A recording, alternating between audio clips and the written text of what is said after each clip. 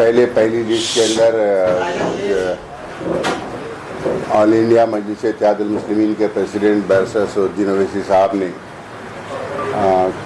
Aurangabad, east west, Malegaon, धुले, शोलापुर ये candidates announce किए हैं।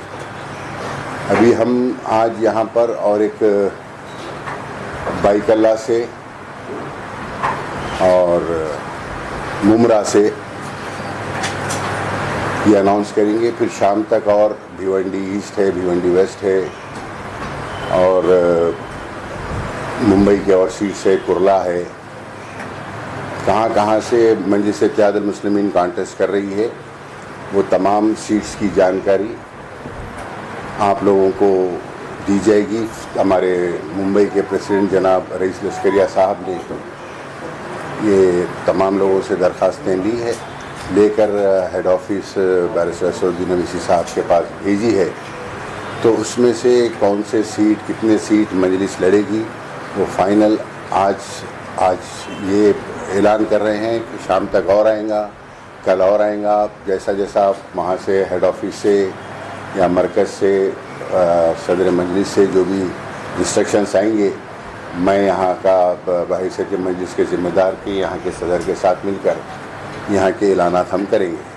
तो अभी फ़िलहाल बाइकल्ला से मजलिस इत्तेहादुल मुस्लिमीन सदर मजलिस की जानिब से जनाब फैयाज़ अहमद साहब का नाम तय किया गया है, तो वो यहाँ से लड़ेंगे। और मुमरा से जनाब सैफ पठान को मजलिस इत्तेहादुल मुस्लिमीन ने मुमरा से ऐलान किया है अपने उम्मीदवार के लिए।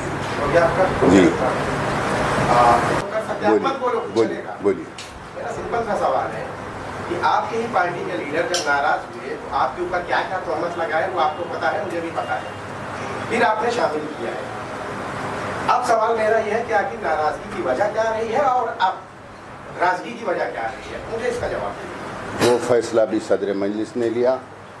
आपस में ख़ानदान में भी नाइत्तेफाकी हो सकती है, कोई ख़ास बात नहीं है। नाइत्तेफाकी लेने से पहले भी नाइत्तेफाकी वो जो एपिसोड है उससे पहले उनका ऐलान हो चुका था। एक एपिसोड आया और चला गया, जो उनका ऐलान हुआ था वो कायम है। That's it. पार्टी में जो तल्खियाँ हैं वो तल्खियाँ दूर हुई या अभी भी बरकरार है? मजलिस इत्तेहादुल मुस्लिमीन इत्तेहाद का नाम है। इंशाल्लाह हम इत्तेहाद के लिए लड़ते हैं और इत्तेहाद के लिए कोशिश भी करते हैं। एक सीधा सवाल मेरा ये भी है आपसे, जैसे उन्होंने कहा था कि बाइकल्ला से आपने साफ तौर पे कहा था कि बाइकल्ला से उम्मीदवारी देंगे, सदारत छोड़नी पड़ेगी, फिर वो नाराज होकर चले गए। क्या ऐसी वजह आई कि आपने उनको तो बाइकल्ला से ऑलरेडी टिकट दे रहे थे, क्या ऐसी आप लोगों ने मतलब बात भी कैच हुआ है कि उनको बाइकल्ला से टिकट फिर आपने अनाउंस किया? ऑलरेडी पहले दे रहे थे, फिर नहीं, पहले अनाउंस कर दिए थे, उसके बाद किसी और को अनाउंस नहीं करे, ना वो अनाउंसमेंट को कैंसिल करे।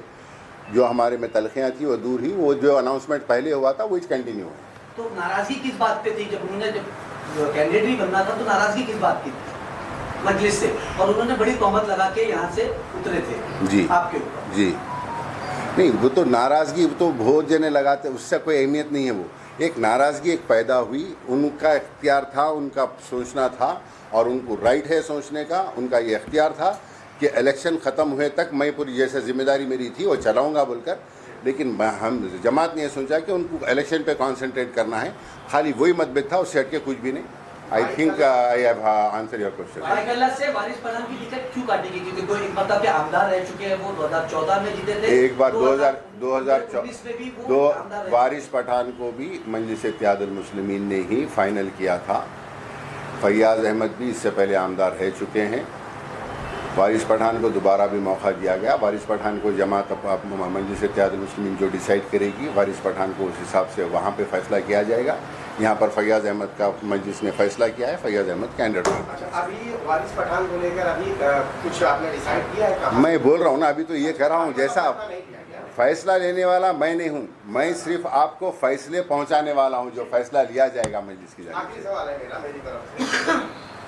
फैयाज़ अहमद का आपने इंतखाब किया है और इस इंतखाब के बाद जो सियासी बाजार में जो चीज़ें चल रही हैं कि ये कायदे से जो है एक डील हुई है और इस डील के जो है किरदार फैयाज़ अहमद खान रहे हैं। ये डील जो है बरसरे इक़्तिदार हुकूमत से हुई है, जिसमें इस वक्त के जो सिटिंग एमएलए ऐसे हाँ, मुझे मालूम है ये पूरा झूठ है, बात हो रही है तो मैं आपसे पूछ रहा हूँ, आप उसकी वजाहत कर दीजिए। जी, ये कहा जा रहा है कि एक डील हुई है जिसमें फैयाज की जो नाराजगी थी और ये डील के थ्रू ही इस नाराजगी को राजगी में तब्दील किया गया, क्या कहना चाहिए?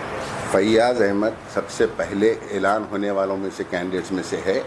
जो ऐलान हुआ था उनका, उसको रद्द नहीं किया गया था। वही ऐलान को, जो नाराज़गी थी दूर करते हुए, वही ऐलान को कंटिन्यू किया गया। सर एक सवाल और, जैसे आपने मुमरा की बात करी, मुमरा से आपने सैफ पठान को दिया है, तो क्या लगता है कि जो सेकुलर पार्टी के वहाँ के जो कैंडिडेट है, जैसे आपने भी बहुत सी सीटें ऐलान नहीं करी, बाद में ऐलान करी, हमारे से बड़ा सेक्युलर कोई नहीं है यहाँ पे। सब लोग अपने अपने लिए इलेक्शन लड़ रहे हैं, सब कैंडिडेट्स अपने खुद के लिए लड़ रहे हैं, अपनी बका के लिए लड़ रही है। मजलिस आवाम के लिए इलेक्शन लड़ रही है और आवाम के दरमियान में रहेंगी, आवाम के मसाइल उठाती आई है, उठाते रहेगी।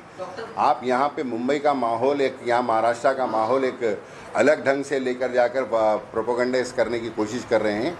हम तेलंगाना के अंदर अरसे दराज से मजलिस वहाँ पर कामयाब होती आई है, उसकी मिसाल इंशाल्लाह आने वाले दिनों में महाराष्ट्र भी देखेगा। औरंगाबाद के अंदर डॉक्टर गफ्फार कादरी जो है वो नॉमिनेशन बनने वाले हैं, ऐसा सूत्र के हवाले से है, वो इख्तियार है उनको देखिए, वो मैं उनके ताल्लुक से, उनका हर एक का अपना अपना इख्तियार है। देखिए अभी आज सवाल आपका नहीं, लेकिन चूंकि जुड़ा है आपसे इसलिए कोई इंडिविजुअल की अहमियत नहीं है, अहमियत मजलिस इत्तेहादुल मुस्लिमीन की है। अबू आसिम आज़मी ने जो है महाविकास अघाड़ी में शामिल रहे और आज तक की उन्होंने जो है अल्टीमेटम दिया था कि उनको 5 सीट का मुतालबा किया गया था। मजलिस ने भी कई बार ट्राई किया था, और इम्तियाज़ जलील ने जो है लेटर लिखा था कि महाविकास अघाड़ी में हमको शामिल करो। वजह क्या रही है कि महाविकास अघाड़ी, देखिए अबू आसिम को शामिल किए लेकिन उनको कोई अहमियत नहीं दी गई, उनको सीटें नहीं दी जा रही, और वो आज उसका फैसला भी हो जाएगा कि उनको रहना है या नहीं रहना है। मजलिस ने भी ट्राई किया, क्या आज तक भी अगर महाविकास अघाड़ी कोई अप्रोच करती है तो शामिल होंगे क्या? ये फैसला उनको कॉल लेना चाहिए, और ये फैसला करने वाले सदर मंजिल बादशाह असदुद्दीन ओवैसी। आप जो क्वेश्चन कर रहे हैं, आप क्वेश्चन करने का पूरा हक है, but it will be better if you question with the right persons. 18 सीटें उनके पास है, अगर कुछ गुंजाइश होती है, क्योंकि ट्राई किया गया है आपकी तरफ से, बैरिस्टर असद साहब फैसला करेंगे इसके ऊपर, उन्हों कॉल लेंगे और इन्हों कॉल लेंगे। मुंबई से टोटल कितनी सीट से लड़ेंगे? मैं नहीं, आप बोल रहे हैं, मुझे नहीं मालूम। नहीं, इम्तियाज़ जलील साहब ने अप्रोच किया है, ऑफिशियली लेटर भी दिया है, जी हाँ, वही पूछ रहा हूँ। तो अभी देखिए महाविकास अघाड़ी ने 85-85 का जो फॉर्मूला सेट किया है वो तो ठीक है, 18 सीट अभी भी वो रखे हुए हैं और ये कह भी रहे हैं कि हम जो छोटे पार्टियां हमारे से जुड़ी है या जो लोग हैं, क्या 18 सीट में मजलिस के लिए कोई गुंजाइश कर दी जाती है तो क्या तालमेल बन सकता है क्या? ये वही बोल रहा हूँ ना, ये फैसला ये मजलिस के लिए गुंजाइश पैदा करना उनका काम है, उस फैसले को कबूल करना असद साहब का काम है। ये उधर का बात आप आके बताएंगे? मैं आके बताऊंगा। मुंबई से कितनी सीट से लड़ रहे हैं आप? हाँ, मुंबई से कितनी सीट से लड़ रहे हैं? मुंबई से लड़ेंगे, मैक्सिमम सीट्स लड़ेंगे। गुज़िश्ता में जैसा जितने ज़्यादा लड़े थे उसमें कम करेंगे, लेकिन लड़ेंगे मैक्सिमम सीट्स। अभी नंबर तो आया नहीं, मैं जब तक मेरे को नंबर आएगा नहीं मैं बोलूँगा नहीं। तो अभी महाराष्ट्र से बाइकल्ला और मुंबई के ये बता दीजिए कि पूरे महाराष्ट्र में मजलिस इत्तेहादुल कुर्ला से लड़ेंगे। पूरे महाराष्ट्र में मजलिस इत्तेहादुल मुस्लिमीन कितनी सीटों पे चुनाव लड़ने जा रहे हैं? नहीं, फिगर अभी तो फाइनल नहीं है।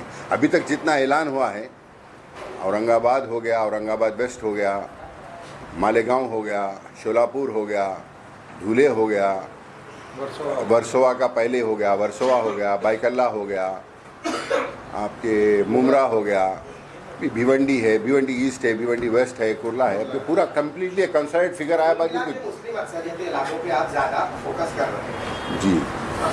क्या किसी गैर मुस्लिम को भी टिकट देंगे? अगर से जिसका आएगा तो ज़रूर देंगे, बिल्कुल देंगे। महिला कितनी कैंडिडेट है आपकी? अभी कोई फाइनल नहीं है ना, आएगा ना, जब आएगा तो जब आप कैंडिडेट जब जाए फाइनल लिस्ट आएगी उसमें आप गिन लेना महिला कितने हैं, युवकों से कितने, आप गिन लेना उसमें। अभी 2 दिन बचे हैं ना, बहुत टाइम है अभी 2 दिन। सर ये बताइए कि मजलिस इत्तेहादुल मुस्लिमीन अगर क्या है भिवंडी ईस्ट वेस्ट गोवंडी, तो वहाँ पर मुस्लिम नुमाइंदगी ऑलरेडी है, तो क्या मजलिस इत्तेहादुल मुस्लिमीन उन मुस्लिम नुमाइंदगी के सामने भी अपने कैंडिडेट जो है वो खड़ा करेंगे? ये फैसला सदर मजलिस करेंगे। हम मैक्सिमम जहाँ पर नुमाइंदगी है, और अगर से नुमाइंदगी कारागर है, वहाँ की आवाम उन नुमाइंदगी से खुश है, तो वैसी जगह नहीं वो वहाँ पर जाना नहीं जाना सदर मजलिस डिसाइड करेंगे। जहाँ पर लोग नुमाइंदगी नाम की है और वहाँ के लोग नाराज़ है, तो इस जगह सब्स्टिट्यूट तो आवाम डिसाइड करेगी।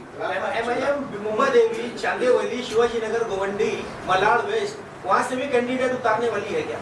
अभी फाइनल नहीं है, अभी मैं आपको नहीं बोल सकूँगा। लाला साहब, ये स्टार प्रचारकों में कौन कौन रहेगा? क्या वैसे साहब अकबरुद्दीन अवैसी रहेंगे इंशाल्लाह, असदुद्दीन अवैसी रहेंगे।